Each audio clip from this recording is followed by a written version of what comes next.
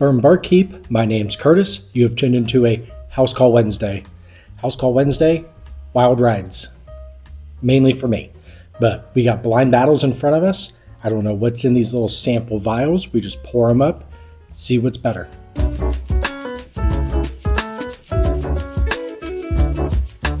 I'm already worried going into this matchup. You'll notice that there is quite more quantity of liquid in this one.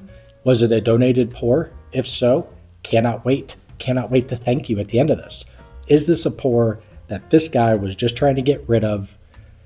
And he's like, I don't know what else to do with it. I'm just going to give you a 3-ounce pour. We shall see. What better way than to get this guy underway than to sniff? Does that count as a rhyme if you rhyme the same word? I'm going to take credit for it. Chalk it up one here on the nose. Nose is encouraging. Nice sweet, a lot of butterscotch, a little vanilla, good oak. Yeah, nice sweet oak. That butterscotch is really ramped up, but there is kind of this nuttiness that's kind of taken me into this really nice pecan. I'm not going to go pie yet. I get really excited when we get the full pie, it's not a smorgasbord, just all the ingredients for the pie. We shall see. No, I don't think it's pie. We're just going pecan. Excited for the pecan. Man, that butterscotch is really there. Probably, I'm going to go orange. Yeah, there's a nice brightness to it. There's definitely a fruit, cherry in there. Butterscotch, orange, pecan. That's our power ranking so far. Let's get on the palate and see. The nose had me excited. Palate's okay. It doesn't, some things do. It doesn't match the richness and the sweetness that was on the nose. This has kind of like this, there's an earthiness to it. Maybe tobacco, but I think this has more of like a moss. Like if tobacco had mold on it, I don't know. Oak still is there. It's not as rich, not as sweet as what the nose kind of let on. That butterscotch is gone. Just kind of this decent vanilla, light brown sugar in there. But the richness of the nose was really leading me down this path that I was kind of excited for. Hangs around on the tongue a little bit. I wouldn't say it's overly clingy, like, you know, what you kind of want your girlfriend or wife to be to you. But it's just hanging around. You're like, should we do something? I don't know. Sip 2, let's see. Sip 2, more of the same. There's just kind of like this, there's this thing about it that I can't put my finger on. It's almost like if you rolled a pencil eraser in light brown sugar and pecans. So you're not upset, but you wonder how it's going to come out later on. This may be like ultra aged tobacco, I don't know, but I just wish that it kind of developed a little bit more. I'm curious what the price is. Proof seems to be 100 to 105. Not overly hot in the chest. Does hang around, but it's still just a little thin at the same time. It's weird. I'm not doing it justice, I could tell you that. But the nose had me intrigued, and the palate and finish was just kind of disappointing. And now I know how my wife feels as well. Now that we've given a lot of shout outs to my underperforming at this point, we'll move on to glass B. I feel like everybody's happy with that. So glass B on the nose. Ooh, yeah. Blackberry. A little chocolate in there. Tell you what, complexity on this nose, really good. It's going to hit a lot of things in this little spiral. And I'm kind of excited for it. That blackberry, chocolate, nice vanilla really coming through. There's this kind of odd smokiness in there that I'm just going to assume is barrel char. I don't know what type of age we're working with here, but you may assume, if you will. nice dark brown sugars and this nice kind of leather just kind of reins it in. This is going much darker than the butterscotch vanilla pecan that we had over here. But overall, really intrigued. Let's get on the palate.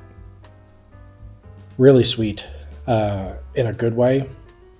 Clings to the tongue better than what we have with Glacé. There is kind of like this kind of bitterness kind of going on in the back as it starts to get into the back of the palate there. But man, what's on the tip to the mid palate? Great blackberry and strawberry. I feel like there's this nice red fruit, right? Nice sweet red fruit coming out. Chocolate. Maybe Glacé A is influencing, so we'll see on sip 2. This guy kind of is bringing that pecan pie to the table, where we forgot to bake this one. This one has kind of this nice brown sugar to it. I think if I went glass half full on tasty notes, I feel like this dark chocolate was maybe that bitterness in the back. Still bitter. You're still kind of like, is this worth the caffeine? Is this worth being healthy? Or do I just go with the Snickers bar? But ultimately, I think that bitterness with the chocolate kind of hanging around, I'm going to go dark chocolate. Let's get sip 2 underway. See if that pecan pie is there. Because if I pair these together based off of pecans and pecan pie, I may be smarter than what all of me thinks I am. So I'm intrigued. Let's see. All right, sip 2, not as smart as what I thought it was. I did kind of start to get that pecan pie with those dark brown sugars, maybe that little smoke, maybe a little overbaked pecan pie on the nose. Does not translate. You know what did come out? Banana runts. Does anybody really like the banana runts? Is anybody just reaching through there being like, get out of here, strawberry, get out of here, lime, I need the banana? But it's here. I'm not upset. I feel like it's still this really nice, rich, kind of decadent pour. Those dark brown sugars, that kind of smokiness of what I think is the barrel jar, still kind of coming out, kind of lingers on the tongue. Not that it goes into like a single malt by any means. There's just kind of this nice hint of like leather and smoke. Kind of here for it.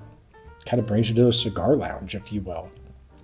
Fruit-wise, banana runs kind of step into the forefront of the strawberry or blackberry. It's upsetting. I like both of those berries. I like them together. But banana runs was like, you know what? My artificial sweetness is taking over. But what lingers on the tongue, it's really good. Nice baking spice, vanilla, and the spice is cinnamon. So I feel pretty confident we're working with 2 bourbons at this point. So maybe pencil that guy in for me. And I don't think we need to go even deeper, start ripping runts again. So we're going to do a quick revisit off camera, come back, score, and then see what we're working with. Because I have no guesses at this point. The revisit, a little disappointing. I'm not gonna lie, I'm a little disappointed in both of them. It was kind of like your kids like touched the thermostat and left the door open at the same time. And you just look at yourself in the mirror at that point. You're like, where did I go wrong? Ultimately, Glacé, it's fine. I don't think anything new came out. Glass B, kind of the same deal. Both kind of straight shooters. I don't think you need to develop in the glass that much to sit there and be like this excellent pour. But it helps. So now we're going to get into some scoring. We got our categories, flash up some senses, and depending on what these scores are, they may sound bad. I don't know what's going to come out of my mouth just yet. But if you look at the bucket, maybe you can put on your rose-colored glasses and be like, you know what? Highly average is exactly what I strive to be. So, joke's on you, I think. Glacé, it's fine. Did not enjoy it, and the double negative was on purpose. Glacé, we're just going to go with just a smooth 64. Feel like it's a little above average. If someone were to pour this for me, I'm not upset at them at all. I would say, you know what? Pretty pleasurable. Let's do that again. Maybe. Or if you have something else nicer, because you like me. Class B, I did enjoy. I did enjoy quite a bit. I'm not going to lie to you. It was rich. It checked a lot of boxes in terms of this nice deep sweetness to it. If you're looking at kind of the flavor wheel, it hits a lot of places that I like to be touched. Is that better? I don't know. We're just gonna go 81. Barely great, but I'm impressed. Had a little more girth to it, I feel like. So had a little proof, had a little richness. I'm stalling because bang for the buck is coming up next. There's no commercial. Maybe, I don't know. YouTube kind of does that piece, but ultimately, bang for the buck, we're here. This is where I figure out the price on my Google Forms, which is over here, which is kind of why I avoid looking over here. Self-confidence, self-conscious thing, or both. I don't know. Bang for the buck. Did I get my money's worth? I find out the price tag of A and B and say, would I pay that again? Would I pay above it or not? So we'll do that. This may be the most disappointed I've been, even with bang for the buck, maybe in matchups as well. Not because they're bad, just you're like, what are you? What are you doing with your life? Get out of my house. You're 30 at this point. Class A, found out it was $70. That's not high, but it's too high for that. So that's not awesome. Class B was $170. No. Class A, I don't want to knock it. I just wouldn't pay it again. It's like if you went to a bar and got a bar pour, you're not that upset at yourself, but you're like, that was more expensive than I wanted. That's how I feel here. $70, we're gonna go $49. I wouldn't pay $70 for it. It's good, as we saw, pleasurable, we should say. But ultimately at $70, I want something a little more than pleasurable. We can't add in, proof weighs a little bit, the experience, but I don't know age, I don't know anything. So just pure what's in the glass, $49. $170, it was great. $170, it didn't blow me away. There's easily a lot of bottles under $170 that would pick over this. Maybe a little different experience, but I can't do it. I'm gonna go 45. Maybe I'm in a bad mood after all this, but I don't think either of these are worth the money. But if you want the better tasting one, you have to pay for it. So this is one of those times to where 170 does taste better. I could see the flip side of the coin of what you're arguing, to where it's like, or I could just save $100 and put a bottle on my shelf. And I hear you. And yeah, you do that too. Let's do it.